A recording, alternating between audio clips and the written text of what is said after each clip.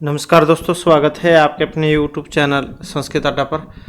दोस्तों, आज की जो वीडियो इसमें हम करने वाले हैं, आपका जो संस्कृत का कोई सा भी कॉम्पिटिटिव एग्ज़ाम हो संस्कृत वाला, चाहे इसमें आपका UGC नेट का है, यूपी टेट है, राजस्थान वाला है, DT प्लस भी है, एस्टेट है, मतलब कोई सा भी आपका एग्ज़ाम हो संस्कृत का कॉम्पिटिटिव एग्ज़ाम, तो ये जो हम आज की वीडियो में क्वेश्चन करने वाले हैं आपके सारे एग्ज़ामों के लिए महत्वपूर्ण ये रहने वाले हैं।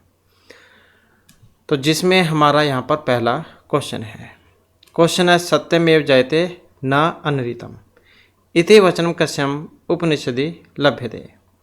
तो ये जो वाक्य है कई बार ये पूछ लिया जाता है कि ये लिया कहाँ से गया है या क्या इसमें कहा गया था। तो सत्य की जीत होती है, झूठ की नहीं। बात भी ठीक है, यही हम या शुरू से पढ़ते आ रहे हैं। तो ये केन कंठ मुंडक ऐत्रेय है, तो कौन से उपनिषद में से ये लिया गया है। तो इसकी अगर हम बात करें तो यहाँ पर रहेगा हमारा ऑप्शन सी। तो ये जो मुंडक उपनिषद जो है उसमें से लिया गया है। अब जो मुंडक उपनिषद है इसकी भी अगर हम बात करें, क्योंकि 4 वेद होते हैं, ऋग यजुः साम और अथर्ववेद, 4 वेद हैं। अब इनमें से किसके अंतर्गत ये आता है, तो ये क्वेश्चन भी जो है यहाँ पर महत्वपूर्ण हो जाता है। तो मुंडक उपनिषद जो है ये लिया गया है अथर्ववेद में से। तो ये अथर्ववेद जो है उसमें आता है। और अथर्व ऋषि जो थे उनके नाम पर इसका नाम पड़ा था अथर्ववेद। और कांडों में है, ये भी आप साथ में याद रखिएगा। प्रश्नोपनिषद, मुंडकोपनिषद और मांडुक्य उपनिषद, तो ये 3 जो है इसमें आ जाते हैं। प्रश्न उपनिषद, मुंडक उपनिषद और मांडुक्य उपनिषद, तो तीनों ही महत्वपूर्ण हैं। अगला क्वेश्चन है विश्वामित्र नदी संवाद ऋग्वेदस्य कस्मिन् मंडले उपलभ्यते। तो ये प्रथम, तृतीय, दशम या अष्टम मंडले, विश्वामित्र और नदी इनके आपस में बातचीत है।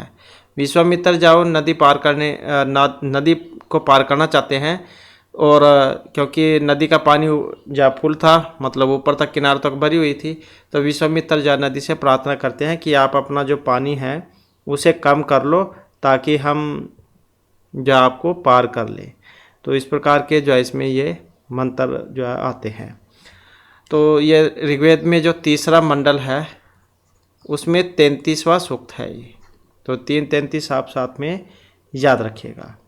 टोटल तो वैसे 10 हैं, तो इसमें जो तीसरे नंबर का है ये वाला, जैसे पहले अग्नि सूक्त है, दूसरे वाला उसका हो गया इंद्र सूक्त, ये तीसरे वाला है विश्वामित्र वाला, विश्वामित्र नदी संवाद सूक्त, ऋग्वेद के तीसरे मंडल का 33वां सूक्त है ये।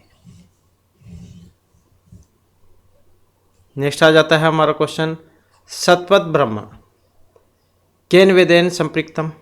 अब सतपथ ब्राह्मण ये भी आता है एग्जाम में, या फिर किस में आता है, जैसे 4 वेद हमने अभी पढ़े ही है, ऋग यजुः साम और अथर्ववेद। तो सतपथ ब्राह्मण ये किसके अंतर्गत आता है, तो ये आ जाएगा शुक्ल यजुर्वेद जो है इसके अंतर्गत।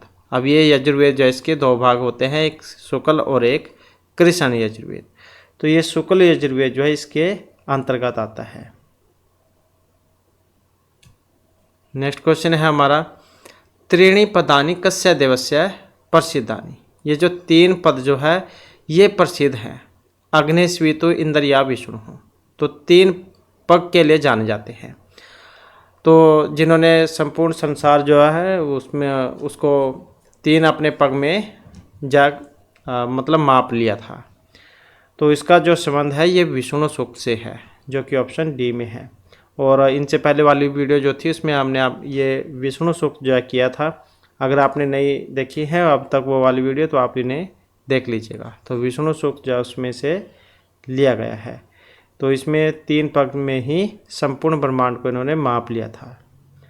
तो इसलिए इनका नाम जो है त्रिविक्रम ये पड़ा था।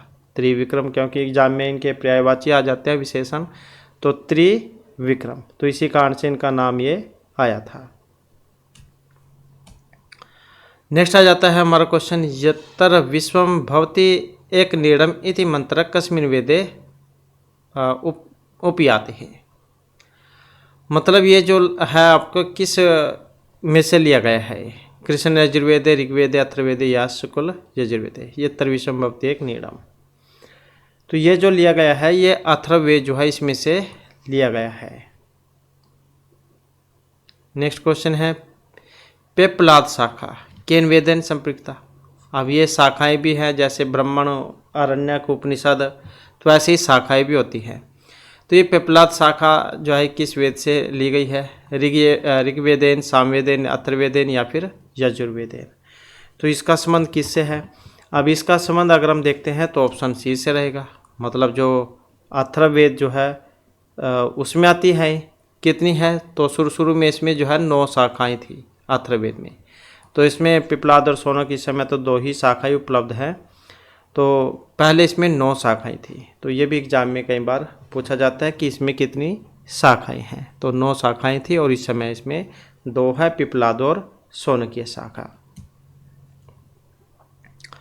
नेक्स्ट क्वेश्चन है तैत्तिरीयारण्यकम कम वेदम अवलंब्यते। ये किस में से लिया गया है? यजुर्वेदम, सामवेदम, ऋग्वेदम या अथर्ववेदम, तैत्तिरीय उपनिषद। तो तैत्तिरीय उपनिषद जो है ये लिया गया है यजुर्वेद में से। तो 2 भेद होते हैं, जैसे कि अभी हमने पढ़ी है, शुक्ल यजुर्वेद और कृष्ण यजुर्वेद। तो कृष्ण यजुर्वेद जो है इसके 2 आरण्यक हैं। तो ये 2 भागों में बटे होता है, शुक्ल और कृष्ण में। तो ये जो कृष्ण यजुर्वेद जो है इसके आगे 2 आरण्यक हैं। एक तो यही वाला है तैत्तिरीय आरण्यक, ये वाला, और दूसरा है मैत्रायणी, ये वाला मैत्रायणी आरण्यक। तो इस प्रकार से 2 हैं इसमें। ये तो हो गए कृष्ण यजुर्वेद के। और ये शुक्ल यजुर्वेद जो इसमें आ जाता है ये बृहदारण्यक, ये वाला बृहदारण्यक उपनिषद।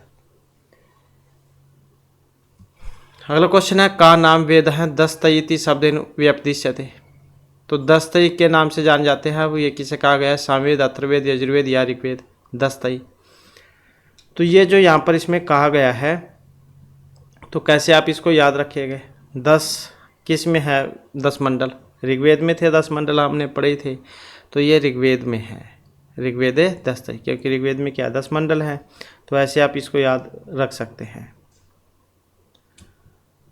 और इसके ऋत्विक जस का नाम होता है, ये वाला होता। नेक्स्ट है ऋग्वेद 9वें मंडल का नाम देव है स्तुति में लभ्यते। तो 9वां जो मंडल है इसमें 10 टोटल है, तो 9वें नंबर की बात है यहाँ पर। तो इसमें स्तुति हुई थी इंद्र, रुद्र, विष्णु या सोम की। तो किस देवता की स्तुति हुई थी इसमें? तो ऋग्वेद के 9वें मंडल में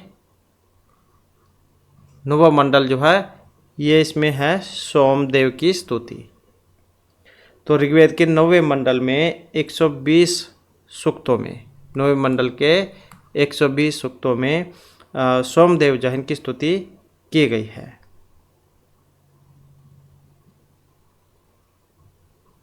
नेक्स्ट क्वेश्चन है हमारा वेद अंगानी कति।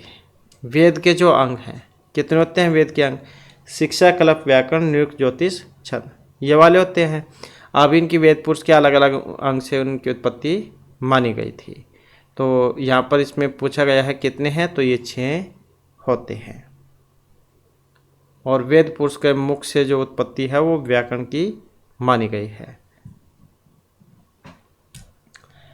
नेक्स्ट आ जाता है क्वेश्चन त्रिष्टुप छंदसी कति अक्षराणी विराजन्ते। तो सबसे पहला जो आ जाता है आपका गायत्री छंद, जिसमें 24 अक्षर होते हैं।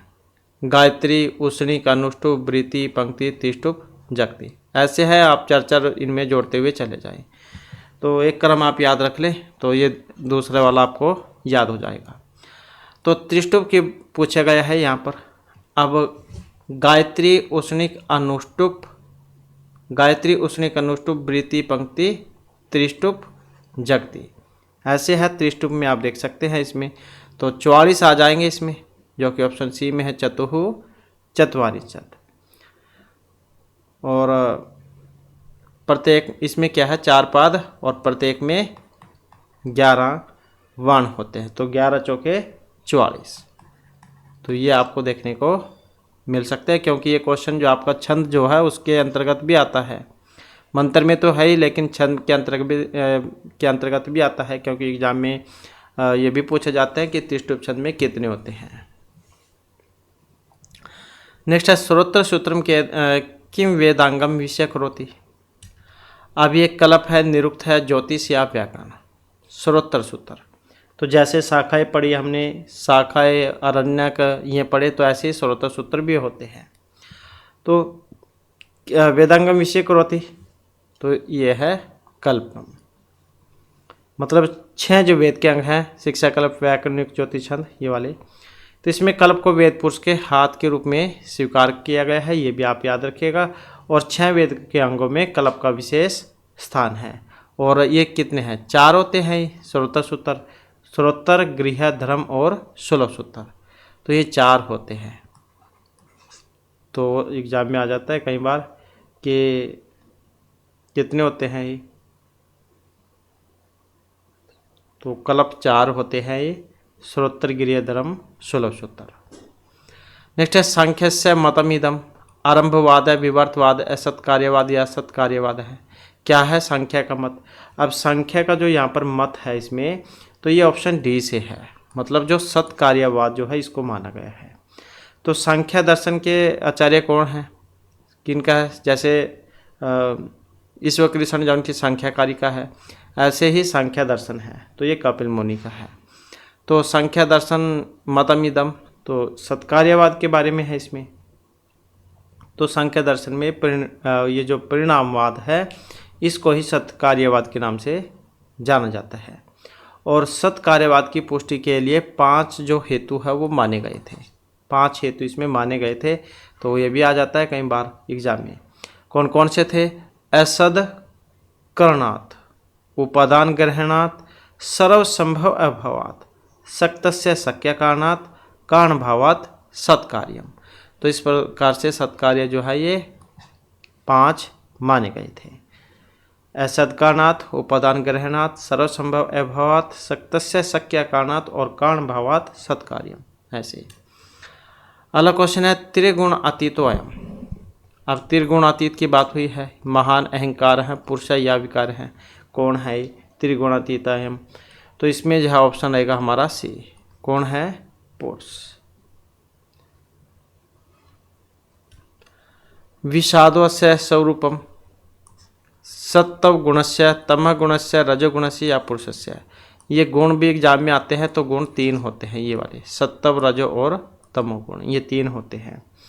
तो त्रिगुण अतीतो अयम, तो ये है मतलब विषादस्य स्वरूपम। तो किसका स्वरूप है विषाद? तो ये है तमोगुण का, लड़ाई झगड़ा। तो अंधकार में इसको माना गया है और भारी होता है, इसलिए नीचे की ओर गमन करने वाला इसको माना गया था। नेक्स्ट है भूताद अहंकाराद उत्पत्ति। अहंकार से उत्पत्ति हुई है। ज्ञानेन्द्रिय, पंचकम, कर्मेंद्रिय, तन्मात्रा, यमन। तो अहंकार से किसकी उत्पत्ति हुई थी? 5 ज्ञानेंद्रियों की, 5 कर्मेंद्रियों की, 5 तन्मात्राओं की या फिर मन की? किसकी हुई थी उत्पत्ति? तो ये उत्पत्ति जो हुई थी 5 जो तन्मात्राएं हैं इनकी हुई थी। अब जो 5 तन्मात्राओं की बात हुई है, मतलब पंच महाभूतों की, तो वो कौन कौन से हैं? आकाश, वायु, तेज, जल, पृथ्वी, ये वाले हैं। और पंच तन्मात्राएं कौन सी हैं? शब्द, स्पर्श, रूप, रस, गंध। तो पंच महाभूत कौन से हैं? पंच महाभूत होते हैं आकाश, वायु, तेज, जल, पृथ्वी। और पंच तन्मात्राएं शब्द, स्पर्श, रूप, रस, गंध। तो ये एक दूसरे से संबंधित हैं। तो अहंकार से पंच तन्मात्राओं की उत्पत्ति होती है। और मनुष्य का जो शरीर है ये बना है 16 तत्वों से। पंच ज्ञानेंद्रिय, पंच कर्मेंद्रिय, पंच तन्मात्राएं, मन। तो इनको मिलाकर 16 ये हो जाते हैं। नेक्स्ट है अनुबंधोयम।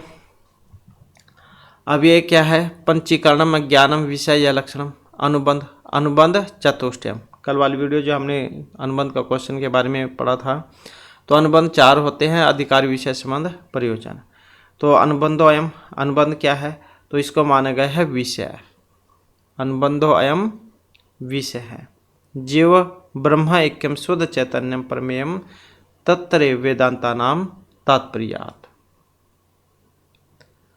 नेक्स्ट क्वेश्चन है नैमित्तिकम कर्म इदम। अब मतलब हर रोज किए जाने वाले कुछ कर्म होते हैं। अब ये ज्योतिष्टोम यजम ब्रह्मा यज जातेष्टि संध्या वंदना, तो कौन से हैं निमित्तिक कर्म? अब निमित्तिक कर्म जो है ये होते हैं जातेष्टि वाले, मतलब पुत्र जन्म आदि के निमित्त किए जाने वाले जातेष्टि आदि निमित्तिक कर्म हैं। ब्रह्म हत्या, ये ब्रह्मा हत्या ये निषिद्ध है, मतलब जैसे पहले गाय जो थी उसको ब्राह्मण के समान ही माना गया था, दोनों ही मारने का निषेध था दोनों को, तो ब्रह्म हत्या ये निषिद्ध कर्म है। ज्योतिष्टोम ये काम्य कर्म की श्रेणी में आते हैं। किसमें? काम्य कर्म में, काम्य कर्म, तो ये इसमें आ जाएंगे ज्योतिष्टोम यज काम्य कर्म। और ब्रह्म हत्या ये निषिद्ध जो होता है, निषेध कह सकते हैं आप, तो ये उसके अंतर्गत आते हैं निषिद्ध में, निषिद्ध ये वाले हो गए। और ज्योतिष्टोम काम्य कर्म, ब्रह्म हत्या निषिद्ध कर्म, और संध्या वंदना ये हो गए नित्य कर्म, मतलब नित्य हर रोज जो किए जाते हैं, पूजा पाठ हर रोज करते हैं, तो ये उसके अंतर्गत आ जाते हैं नित्य कर्म में। तो ये शायद ये अभी जो स्टार्ट का एग्ज़ाम हुआ था उसमें भी एक ऐसे ही जा क्वेश्चन आया हुआ था। तो महत्वपूर्ण है ज्योतिष्टोम काम्य कर्म, ब्रह्म हत्या निषिद्ध कर्म, संध्या वंदना नित्य कर्म, और जातेष्टि निमित्तिक कर्म, मतलब पुत्र जन्म के होने पर जो पूजा पाठ वगैरह किया जाता है, तो ये वो वाला है। नेक्स्ट है विज्ञानमय कोश स्वयं। अब विज्ञानमय कोश है पंच ज्ञानेन्द्रियाणि बुद्धि, पंच ज्ञानेन्द्रियाणि मन, पंच ज्ञानेन्द्रियाणि और साथ में प्राण आदि पंचकम, पंच कर्मेंद्रियाणि या फिर बुद्धि। तो विज्ञान में जो कोश है तो उसको माना गया है। अब विज्ञान में कोश कौन सा है इसमें? तो विज्ञान में कोश जो है इसमें आ जाएंगे पंच ज्ञानेन्द्रियाणि और साथ में बुद्धि।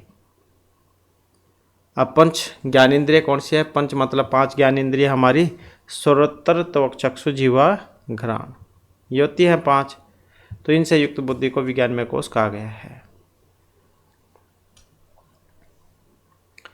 अगला क्वेश्चन है जीवन मुक्त इत्यस्य अर्थ विद्यते।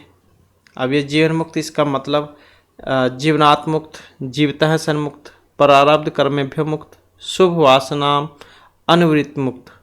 क्या है जीवन मुक्त?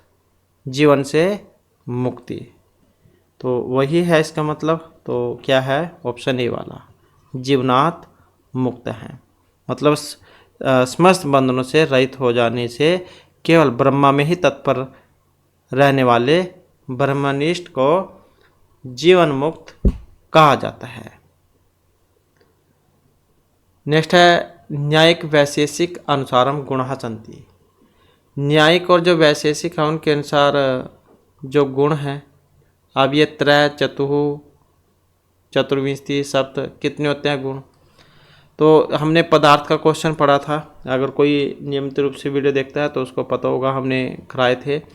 पदार्थ जो 7 होते हैं, द्रव्य गुण कर्म सामान्य विशेष समवाय अभाव, तो इसमें गुण आया था, द्रव्य गुण दूसरे नंबर का गुण आया था इसमें।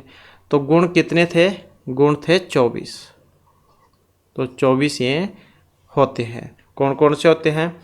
रूप रस गंध स्पर्श संख्या परिमाण पृथकत्व संयोग विभाग परतव अपरतव गुरुत्व स्नेह शब्द बुद्धि सुख दुख इच्छा द्वेष प्रयत्न धर्म अधर्म संस्कार। तो इस प्रकार से जो है ये 24 होते हैं। नेक्स्ट है घट है स्वगत रूप आदि। असमय कारण है, समय कारण है, निमित्त या न कारण। तो घट स्वरूप आदि क्या है? तो घट स्वरूप आदि जो इनको माना गया है, तो ये समय कारण जो इसके अंतर्गत आते हैं। अब ये है कारण का क्वेश्चन। कारण होते हैं 3, समवायी, असमयी और निमित्त कारण, तो ये 3 होते हैं। कारण का क्वेश्चन है ये, जो कि एग्जाम की दृष्टि से महत्वपूर्ण है। तो घट जो होता है घड़ा, अपने रूप आदि का समवायी कारण है। जिस प्रकार से तंतु पट के प्रति समवायी कारण है। पट मतलब कपड़ा, जैसे तंतु जो होते हैं धागे वो कपड़े के प्रति समवायी कारण है। क्योंकि कपड़ा कैसे बनेगा, धागों से तो बनेगा, धागों को आपस में बांध कर गूंथ कर। तो यत् समेत कार्यम उत्पत्ति तत् समवायी कारणम, ये वाली लाइन एग्जाम में आती है कई बार। तो यत् समेत कार्यम उत्पत्ति तत् समवायी कारणम यथा तंतुः पटस्य समवायी कारणम। अगला क्वेश्चन है श्रोत्रेण शब्द साक्षात्कार सन्निकर्ष है। अब ये संभोग समवाय विशेषण विशेष्य भाव या फिर सूक्ष्म समवाय कौन सा है? श्रोत्रेण शब्द साक्षात्कार है। तो यह है सन्निकर्ष का क्वेश्चन। सन्निकर्ष जो है कितने होते हैं ये भी आ जाता है एग्जाम में। तो सन्निकर्ष जो है 6 होते हैं। ये भी हमने हाल ही में किया था, तो पुराने वाली वीडियो जो इसमें मिल जाएगा ये। तो सन्निकर्ष जो है 6 होते हैं। तो ये संयोग है, संयोग सन्निकर्ष। तो ये 6 होते हैं। अब श्रोत्र के बारे में इसमें पूछा गया है। श्रोत्र मतलब कान। तो कान से शब्द ग्रहण किया जाता है, तो उसमें कर्ण इंद्रिय होती है और शब्द अर्थ होता है। और इन दोनों का जो सन्निकर्ष है वो समवाय सन्निकर्ष कहलाता है।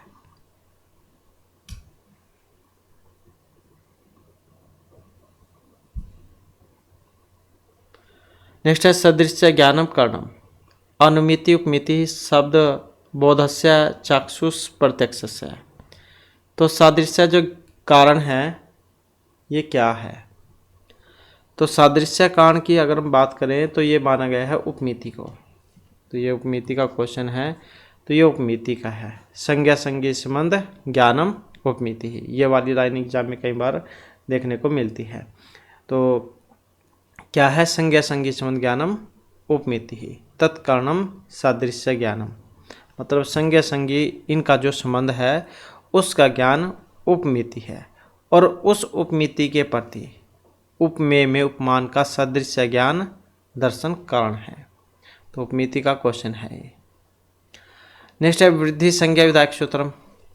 अब ये वृद्धि रेचि है, वृद्धि रादेश है, मृजेर वृद्धि ये सूत्र है, या वृद्धिभ्य शेषण हो, मतलब कौन सा है इसमें, या तो देखिए कौन सा है वृद्धि करने वाला। तो यही है, वृद्धि रेचि से तो वृद्धि होती है, तो वृद्धि संज्ञा की बात हुई है, तो यही करेगा वृद्धि रादेश, ये वाला सूत्र करता है वृद्धि। आत और एच की वृद्धि संज्ञा होती है। आत क्या होते हैं? आत ये आपको प्रत्यार या उसमें मिलेंगे।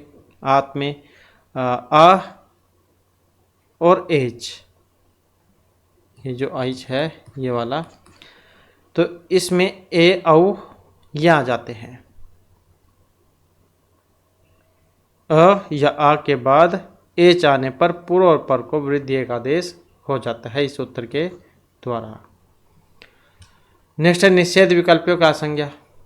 निषेध और विकल्प इनकी भी संज्ञा होती है। तो कौन सी होती है इनकी संज्ञा? तो निषेध विकल्पियों जो संज्ञा होगी इनकी नैवेति विभाषा जो सूत्र है, तो वो विभाषा संज्ञा करता है। निषेध और विकल्प की विभाषा संज्ञा होती है नैवेति विभाषा सूत्र, आप याद रखिएगा। विभाषा का मतलब क्या है? विकल्प क्या देते हैं जिसको, जो आप 2 क्वेश्चन देते हैं, चाहे तो ऊपरले वाला कर लो या बीच में वाले लिख देते हैं या फिर ये वाला कर लो, तो अपनी मर्जी के अनुसार आप कर सकते हैं। तो वो विकल्प मतलब वा अथवा। नेक्स्ट है एकाल प्रत्यय का संज्ञा।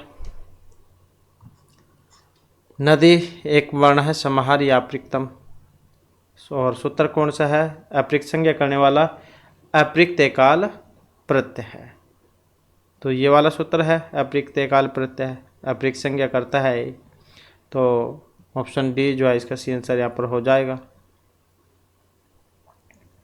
जैसे ये समाहार सवरित हैं जो सवरित संज्ञा करता है, मतलब उच्चारण स्थान के उच्चारण से उच्चारित स्वर उदात्त नीचे से अनुदात्त तथा दोनों से सवरित कहलाता है।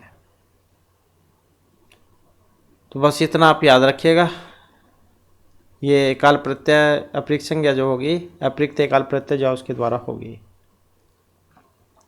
नदी संज्ञा करने वाला सूत्र है यो स्त्राख्यो नदी, ये वाला, और समाहार सवरिता के द्वारा सवरी संज्ञा होती है। तो बस इतना आप याद रखिएगा। इसके बाद अपदाने का विभक्ति, प्रथमा पंचमी सप्तमी तृतीया, अपदाने का विभक्ति। तो कौन सी विभक्ति होती है अपदान में? या फिर अगर ऐसे भी एग्जाम में आ जाए, अगर हम अपदान ना लगाएं तहसील प्रत्यय लगा दें तब भी एक ही बात होती है। अपदान में पंचमी विभक्ति होती है और तहसील प्रत्यय ये इसके विकल्प के रूप में या काम करता है। तो चाहे तो आप कारक प्रकरण के अनुसार बना लो या फिर जो आप प्रत्यय के अनुसार बना लो, बात एक ही है। तो जैसे इसमें ग्रामात बनता है, ऐसे तहसील लगाएंगे, बस उसमें ये हलंत हटाकर विसर्गा लग जाएंगे इसमें। तो उसमें जैसे ये है ग्रामात पंचमी में, और इसको हटाकर हम क्या करेंगे, ग्रामतय लगा देंगे, तो ऐसे बन जाता है ये। नेक्स्ट है हमारा समीचीन तालकाम चुनुत।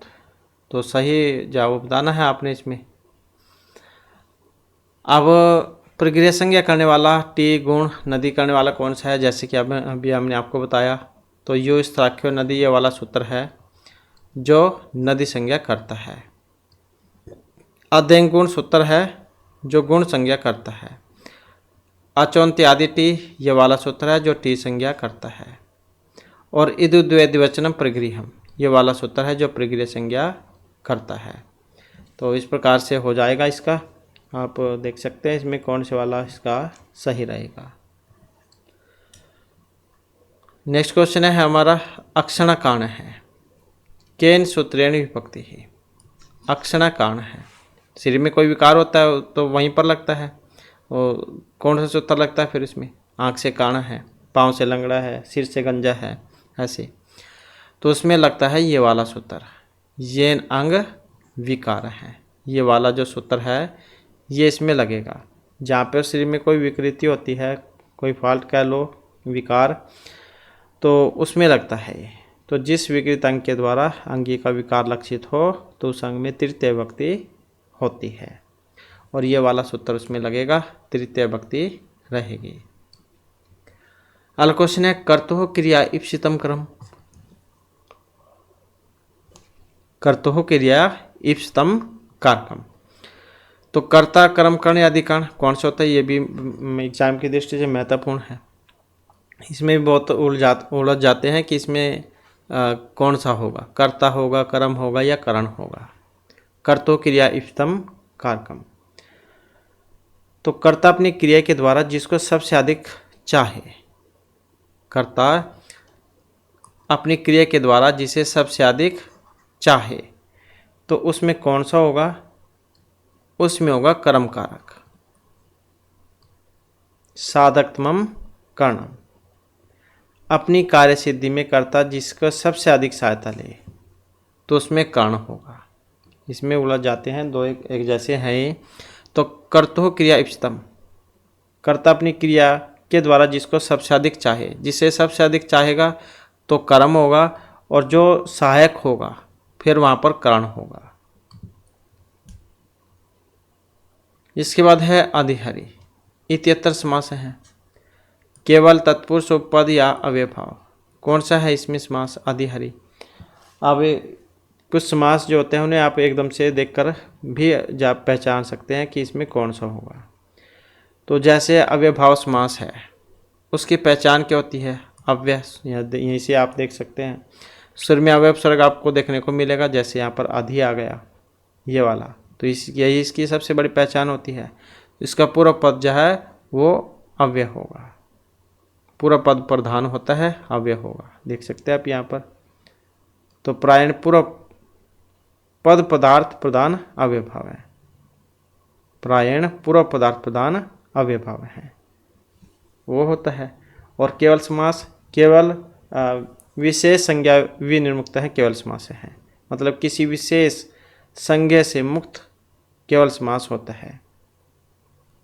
और जिसमें द्वितीय पद मतलब उत्तर पद प्रधान होता है, तो वहाँ पर होगा तत्पुरुष समास।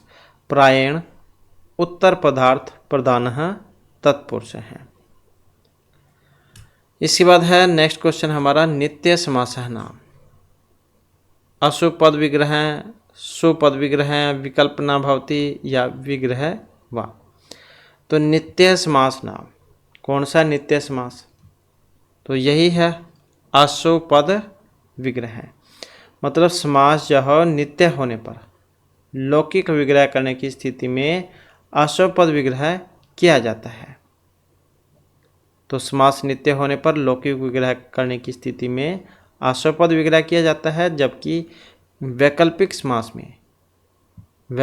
समास में स्वपद विग्रह जो है, सुपद विग्रह ये किया जाता है। अगला क्वेश्चन है, संयोगात्मक भाषा आंग्ल, चीनी, संस्कृत या हिंदी, कौन सी होती है संयोगात्मक भाषा? तो संयोगात्मक जो भाषा है इसके अंतर्गत आ जाती है संस्कृत वाली। कल वाली वीडियो में हमने 2 वर्ग पढ़े थे, शतम और केंटू वर्ग। तो शतम जैसे संस्कृत में लिखते हैं हम, शतम उसमें आती है संस्कृत। तो संयोगात्मक भाषा के अंतर्गत संस्कृत भाषा का वर्णन मिलता है। सम उपसर्ग पूर्वक क्री, ऐसे ही बनता है संस्कृत। ये ना नहीं है, इसको माँ कहा जाता है क्योंकि ये सम उपसर्ग है, संस्कृत होता है।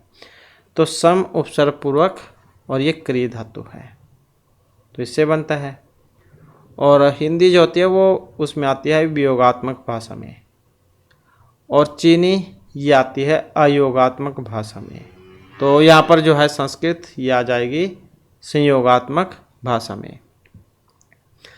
नेक्स्ट है निर्दिष्टेषु स्पर्श का, स्पर्श का भी आ जाता है, काद्यो मापसाना भी कह देते हैं इसको, स्पृष्ट वर्ण भी कह देते हैं। तो ये जो है कौन से होते हैं, का से लेकर माँ तक के जो 25 होते हैं इनको कह देते हैं स्पर्श वर्ण। तो का से लेकर माँ तक के जो वर्ण हैं वो आते हैं इसमें। तो इस प्रकार से देखें तो ये जो ऑप्शन ए में है माँ, का से लेकर माँ तक लास्ट में है ये। तो प फ ब ब म वर्ग में, तो क्वर्ग चवर्ग टवर्ग त्वर्ग क्वर्ग ऐसे होते हैं 5 मतलब 5 गुणा 5 25, का से लेकर माँ तक के। तो ये माँ जो है इसमें आ जाएगा। इसके बाद है तालु, तालव्य स्वंत होती है। तालु में कौन सा आता है? अकुह विसर्जनम कंठ होता है, इच्युषा नाम तालु होता है, ऋतुषा नाम मूर्धा होता है, लिरितुलसा नाम दंत होता है, उपद्यमा नाम ओष्ठ होता है, यमगा नाम नासिका होता है, वकार से दंतोष्टम, ए दैतव कंठ तालु, ओ दैतव कंठोष्टम ऐसे होते हैं। तो तालु जो है इसका उच्चारण किससे होता है? तो इच्युषा नाम तालु, ये होता है ई च्वर्ग, य और स। तो इनका जो उच्चारण होगा ये तालु से होगा, तो तालु से होता है इनका उच्चारण। नेक्स्ट है यांचम होगा बरम आदि गुणनाद में लब्ध कामा। अब रघुवंश महाकाव्य, किरात अर्जुनियम, कादम्बरी, मेघदूत है। अब ये कहाँ से लिया गया है? तो इसकी अगर हम बात करते हैं तो ये लिया गया है मेघदूत में से। यांचम होगा वरम आदि गुणनाद में लब्ध कामा, तो मेघदूत में से है, महर्षि कालिदास के द्वारा जो रचित है, और खंड काव्य के अंतर्गत आता है। 2 भागों में बटा हुआ है, पूर्वार्ध और उत्तरार्ध में। 115 श्लोक है, मंदाक्रांता यहाँ पर इसमें छंद है, और मगण जो है उसका पहला गण होता है।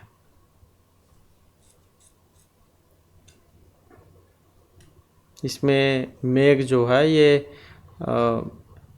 यक्ष का संदेश लेकर उसकी जो प्रियतमा थी उसके पास जाता है।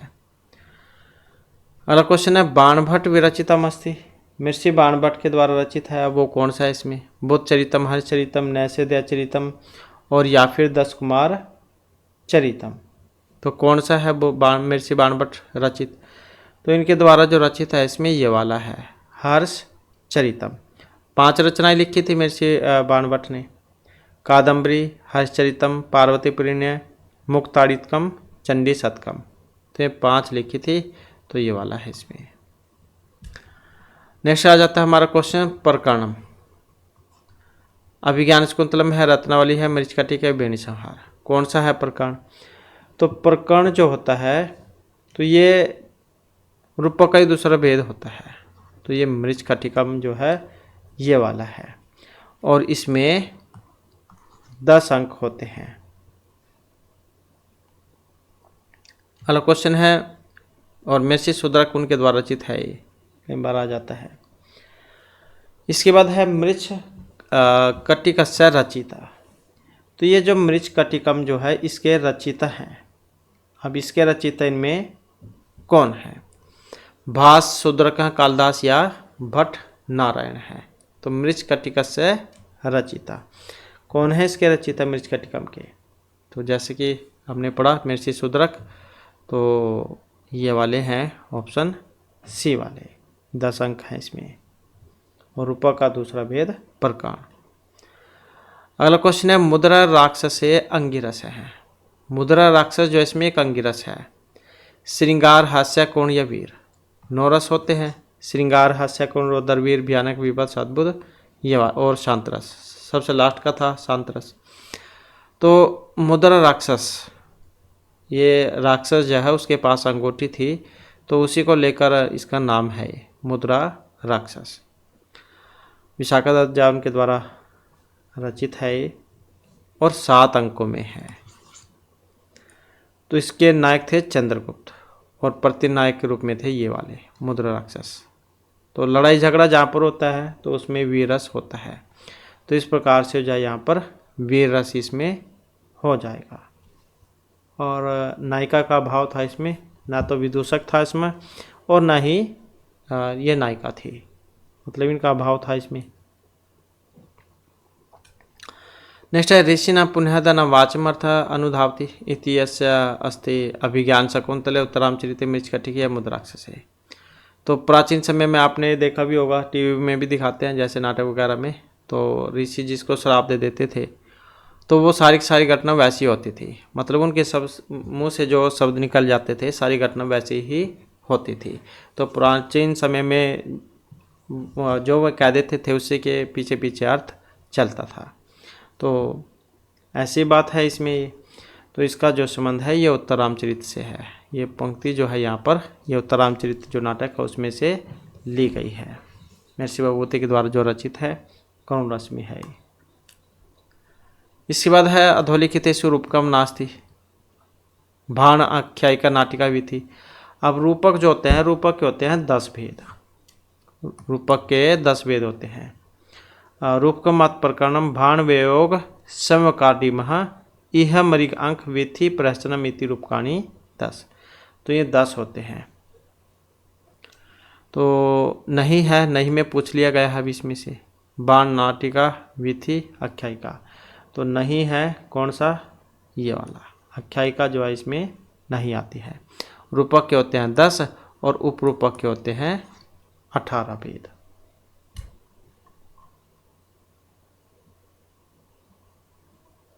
इसके बाद है काव्य आदर्शकार। रुद्र, दंडी, वामन या राजशेखर। कौन है काव्य आदर्शकार? किनके द्वारा रचित है काव्य आदर्श? तो मेर्सी दंडी, इन्हीं के द्वारा रचित है काव्य आदर्श। और किस में है? 10 परिच्छेदों में है। आचार्य रुद्रट का कौन सा है? इनका काव्य अलंकार है। इसमें 16 अध्याय हैं और 16 जो है इसमें अध्याय हैं। और वामन इनका है काव्य अलंकार। ये उसमें है अधिकरणों में, इसमें 5 अधिकरण हैं। और राजशेखर इनके द्वारा रचित है काव्य मीमांसा, इसमें 18 हैं अध्याय। नेक्स्ट है अलंकृति पुनः कवपि इति केनुक्तम। यहाँ पर क्या है? ये लक्षण है। अब किन आचार्य का लक्षण है? तो ये जो लक्षण है आचार्य मम्मट का। तद अदोषो शब्दार्थो सगुणव अलंकृति पुनः कवपि। तो इस प्रकार से है। तो काव्य प्रकाश जो उसमें से है, 10 उल्लासों में है, आचार्य मम्मट के द्वारा रचित है। नेक्स्ट है अद्भुत रसस्य स्थायी भाव है। रति, विस्मय, शोक, जुगुप्सा। कौन सा होता है अद्भुत रस? 9 रस पढ़े थे अभी हमने। तो अद्भुत रस जो है इसका होता है विस्मय, रानी को कह देते हैं ये, तो विस्मय जो है इसमें सी आंसर हो जाएगा। जैसे श्रृंगार का रति होता है तो ऐसे अद्भुत का स्थायी भाव विस्मय हो जाएगा। करुण जिसमें रोना धोना होता है क्या होता है उसमें शोक सभा, शोक हो जाएगा उसमें। और विभत्स का स्थायी भाव हो जाएगा ये वाला जुगुप्सा। अगला क्वेश्चन है स अंतरार्थ निष्ठ व्यापार भवती, व्यंजना लक्षणा अभिधा या तात्पर्य अभिधा व्यापार। तो कौन सा व्यापार है यहाँ पर, शांतरार्थ निष्ठ व्यापार। तो यहाँ पर जो व्यापार है ये तो लक्षणा व्यापार है ये वाला, शांतरार्थ निष्ठ व्यापार लक्षणा व्यापार। नेक्स्ट है नाटके न्यूनता कति अंक भवन्ति। तो नाटक में कितने होते हैं कम से कम अंक, और नाटक की बात करें तो नाटक जो है इसमें कम से कम 5 और अधिक से अधिक 10 हो सकते हैं, और महाकाव्य में कम से कम 8 अधिक से अधिक 10 सर्ग होते हैं। तो ये अंकों में होता है नाटक, और महाकाव्य सर्गों में होता है। श्रृंगारस कतिविधि द्वि त्रि चतु पंच, कितने प्रकार का है श्रृंगारस। वैसे तो हमने पढ़ लिया 9 रस हैं, अब श्रृंगारस भी कई प्रकार का होता है। तो कौन से कितने प्रकार का है श्रृंगारस, तो ये श्रृंगारस जो माना गया है 2 प्रकार का, जिसमें संभोग श्रृंगार और विप्रलंभ श्रृंगार। तो ऐसे 2 हैं। सब आगे फिर इनके भेद हो जाते हैं आगे बहुत सारे, तो सिर्फ यहाँ पर तो श्रृंगारस के बारे में पूछा गया है। तो 2 प्रकार का होता है, संभोग और विप्रलंभ। फिर आगे विप्रलंभ के 5 भेद हो जाते हैं। नेक्स्ट है अलकापुरी वर्णनम कुत्र प्राप्य थे। अलकापुरी के बारे में हमें वर्णन प्राप्त होता है। अलकापुरी के जो राजा कह सकते हैं आप कौन थे, धनपति कुबेर की थी ये अलका नगरी। और यहाँ पर वर्णन होता है इसमें, मतलब ये वर्णन हुआ था मेघदूत में, जो कि ऑप्शन सी में है। यहाँ पर कहाँ पर है, कैलाश पर्वत पर है, यक्षों की नगरी अलकापुरी। तो इस प्रकार से जो हमारी आज की क्लास वाले महत्वपूर्ण क्वेश्चन थे। नेक्स्ट वीडियो होगी, इसमें आपके लिए नए जो महत्वपूर्ण क्वेश्चन हम लेकर आएंगे। और हमारे साथ अंत बनाने के लिए धन्यवाद।